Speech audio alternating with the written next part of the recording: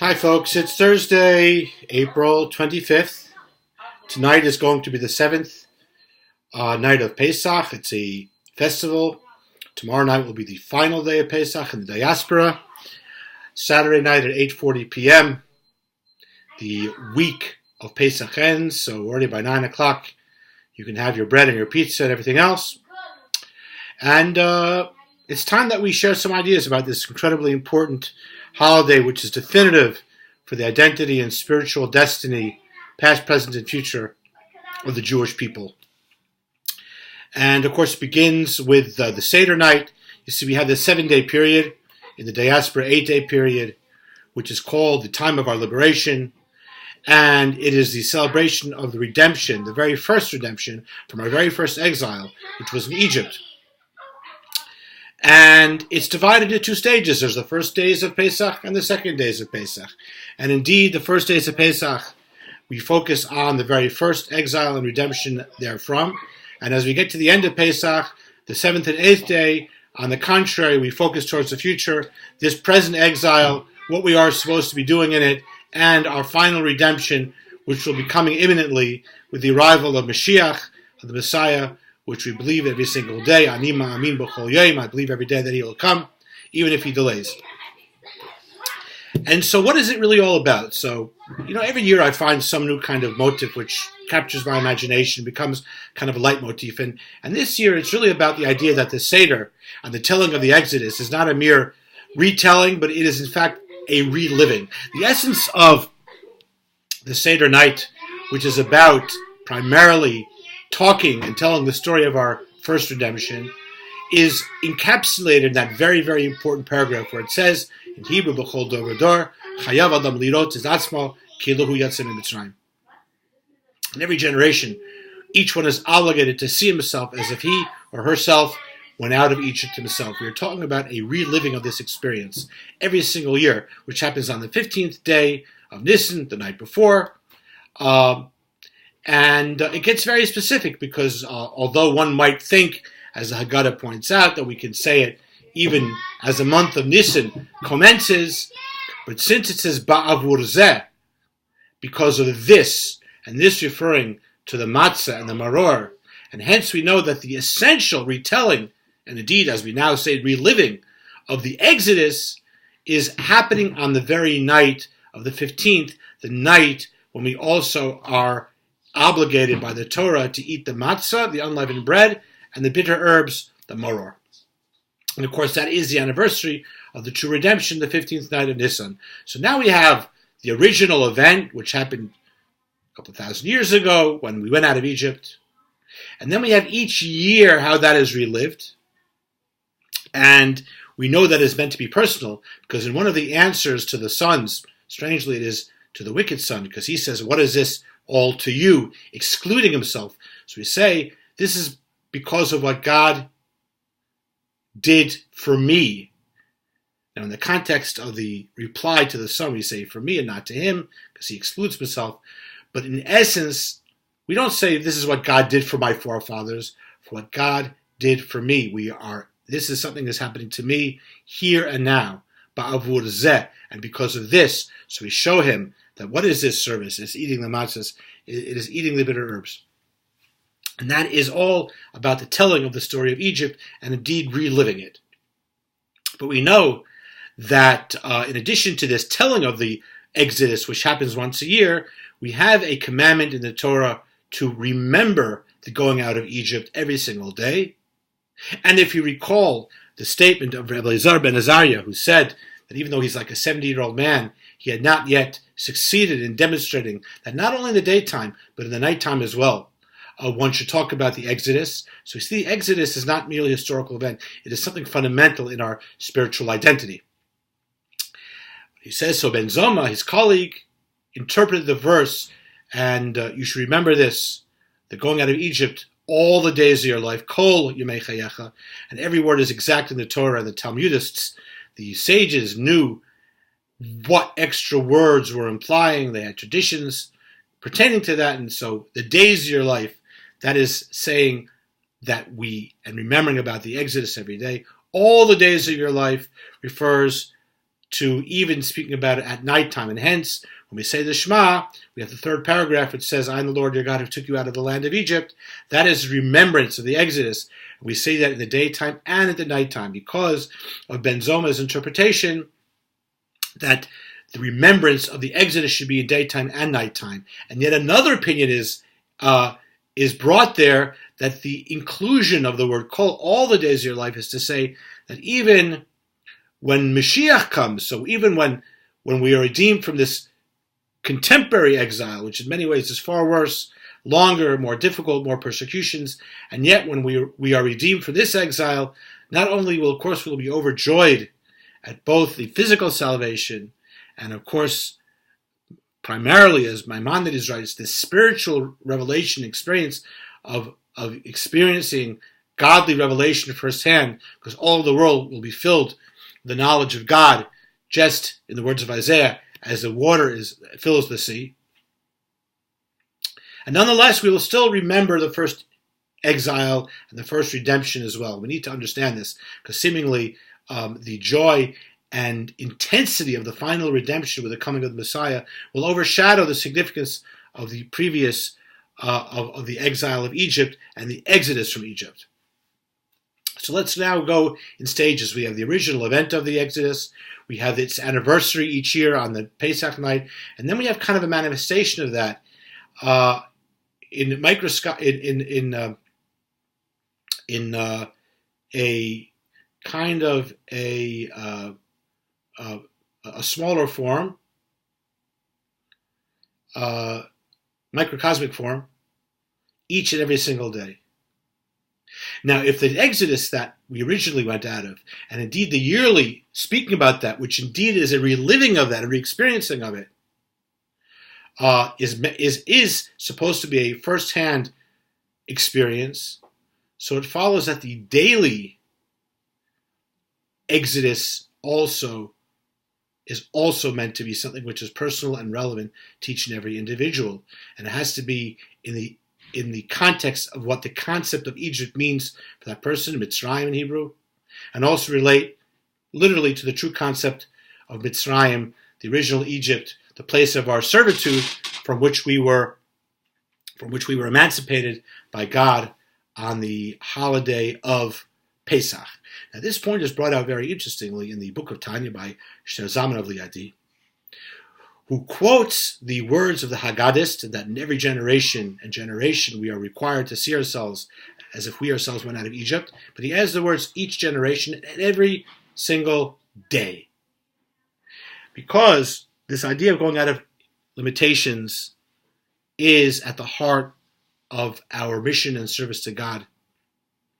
And it all comes back to what Mitzrayim means. Mitzrayim, which is the Hebrew translation of Egypt, also is related etymologically to the word Metzarim, limitations. And this is not a metaphor, because the very fact that there can be a land like Egypt, which at that time was the lowest land morally,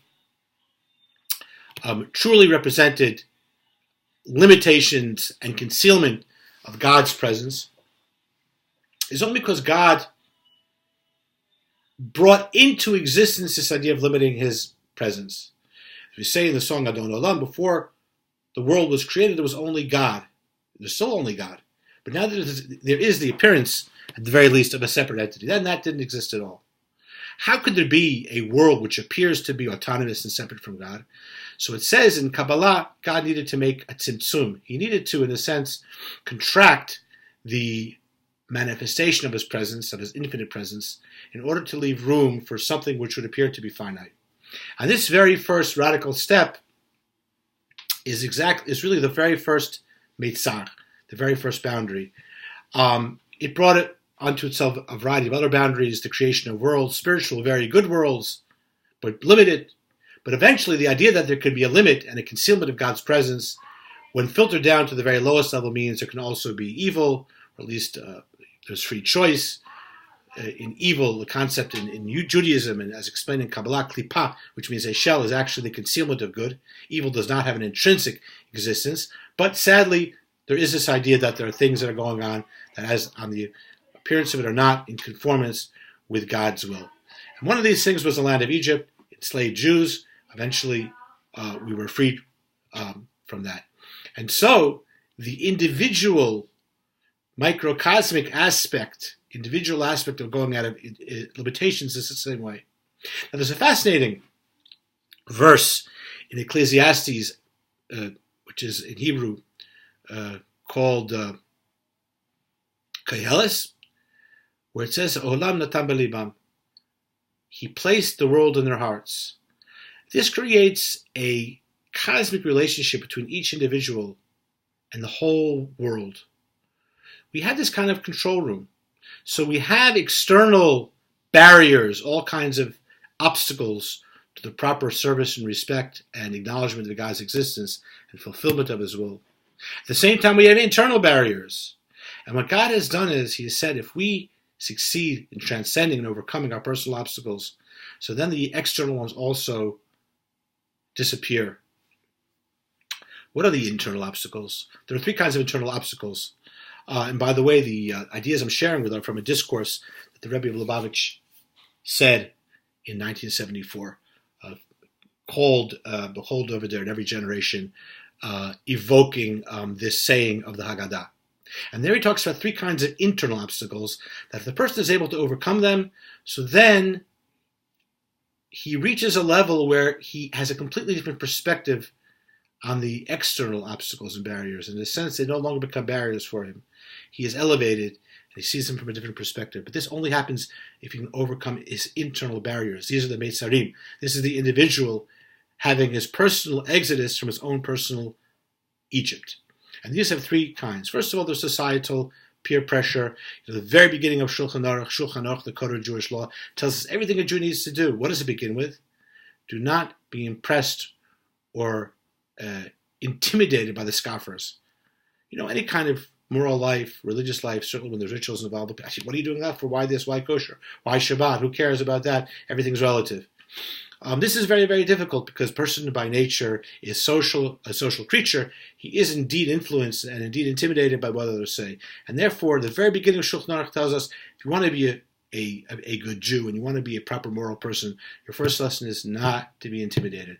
The intimidation, the pressure, the mentality of those around us, the relativism wherein we are expected to believe that which is considered morally acceptable today is indeed definitive for us, even though it wasn't what it was 10 years ago. In another 10 years it will change. And yet we are pressured into conforming to that. That is a barrier. And we need to overcome that by saying, what is important to me is to fulfill that which God desires, not which other people desire. Of course, part of that is get along with other people, being a good person. But there's just so much involved in keeping the Torah, which may not be what society at a given moment is telling us we should be doing. That's number one. Second of all, we have even more internal kinds of barriers, which is, again, we have a divine soul which wants to be close to God, and we have an animalistic soul, which is the selfish soul. And that battle takes place, and the desires and demands of our animal soul presents another obstacle. We have to realize that the what's called in Yiddish the koch, the immersion and the excitement about the material is in a zero-sum relationship with excitement about the spiritual. If we're immersed in materiality, we can't really get excited about the spiritual. I mean, the beauty of that is the antidote is push ourselves into getting involved with the spiritual, and of course then the equation will change. But that's the way it is, and that's a second barrier. But ironically, there's yet another barrier within the desires of the divine soul, because the divine soul can also desire spirituality on a quasi-selfish level, in a dimension which is quasi-selfish. It wants to be close to God, but it still reflects an entity that its desire is closeness to God. And what is incredible is that the Jew is actually capable of even transcending this barrier and saying, I want to serve God because it's what God wants for me, not because I'm seeking a spiritual experience. It's a famous story of the first Rebbe of Chabad that he says, I don't want your world to come. I don't desire your paradise, your Gan Eden. I only want you. What did it mean, I only want you? That all these other things will mean that I'm doing something in order to gain some kind of reward or even some kind of spiritual closeness. Whereas I only want you means the very fact that this is a divine command, that is what imbues it with meaning. And I'll mention very shortly an idea that I found very inspiring, which is put to me by one of our participants, Connor Hannon, which is this is in parallel to the modern philosophical theory, which is that unlike the classic idea, which we are doing things to bring us happiness, the new model says whatever I do in order to bring me happiness at a further stage will be elusive, because then I will want a different kind of happiness, whereas the true happiness is finding the intrinsic meaning of what I'm doing now. That will automatically give me a sense of satisfaction, meaningfulness, and that meaning and joy will determine my future success as well. And that's what it is about, particularly regarding doing the mitzvahs of the Torah and studying. So these are the obstacles. How do we get out of them? So, and what is this exodus on a daily basis? The Rebbe explains very, very simply, saying of the Shema. Shema Yisrael, Hear, O Israel, the Lord God, the Lord is one. The one God, the awareness of one infinite God, Ein Od Milvado, there's nothing besides Him. This is what emancipates us when we meditate on the idea and give ourselves over to the idea. This is what emancipates us from the inner and outer barriers of existence. Now, the Shema continues, you should love the Lord your God with what? All your heart, all your soul, and all your might. Levavcha is heart, nafshecha is your soul, and me'odecha. Me'odecha is very hard to translate. Levavcha is certainly heart, love God. Nafshecha is your soul, which on a very extreme level means to even give up your life for this faith in God.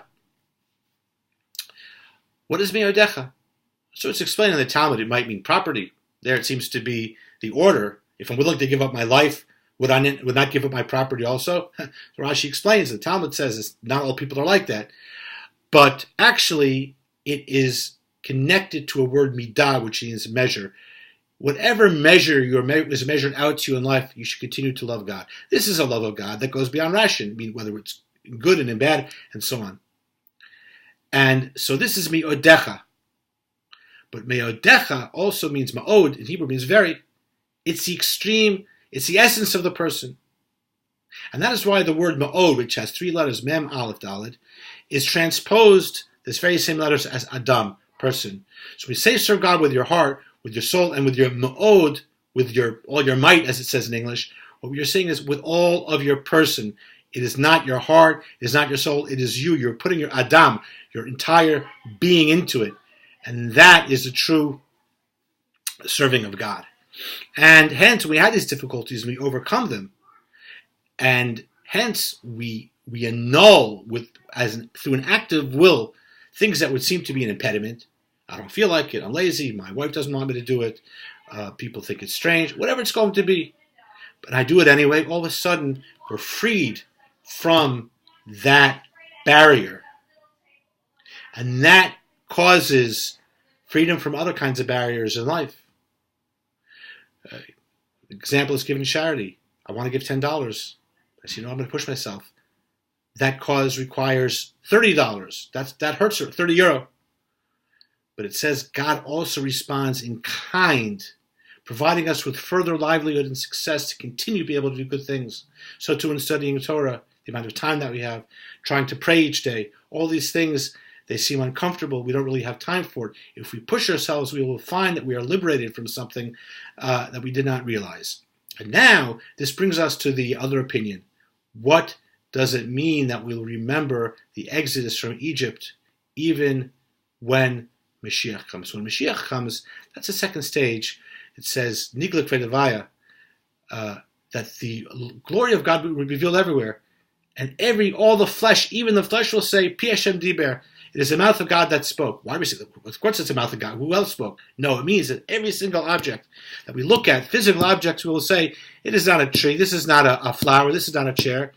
It's God's word enlivening and bringing that thing into existence every millisecond. And so that we will be aware that the true existence and life force of everything is godliness. That's going to what's happen when Mashiach comes. Now, when you're in that stage, are you really going to care about how we ran away from Egypt, from a guy named Pharaoh? The answer is yes. Because that incredible period of transformation, which will happen when the world is filled with godly revelation, it's fantastic. And yet, what we are doing now in the darkness of Egypt, and we know darkness was one of the plagues, tangible darkness. It says, "Vayomesh choshech," it means in Hebrew, you can touch the darkness. And yet a Jew takes time. He listens to a class of the rabbi. He puts on tefillin in the morning, or she lights Shabbat candles, or we do something else. So this is an incredible act, which is called in Kabbalah iskafia, subjugating the darkness. And that is such a fantastic thing. We won't be able to do that when Mashiach comes, because there won't be any darkness anymore. Yet we'll have nostalgia because of that fantastic accomplishment, as the Rebbe once wrote in a letter to the Prime Minister of Israel, Eshkol, and he writes in a postscript how he always, as a child, he imagined what the final redemption in the days of Messiah would be like. And particularly, there's a saying in the Psalms, Od chavaya havai ki, enough to be able to thank you that you caused me suffering. What does that mean? So it refers to the Messianic times. Now, it doesn't mean all of a sudden, I'll thank God for suffering. It means the suffering that would seem to be us to be meaningless. In the exile, in the light of the godly revelation that will take place in the coming of the Messiah, we'll understand the meaning of these things, why we had to go through it. And particularly how precious it was to God that in spite of these difficult conditions, we served God anyway. And this is something that is worthy of being remembered even after the Messiah comes. I'd like to wish everybody a very, very happy Pesach.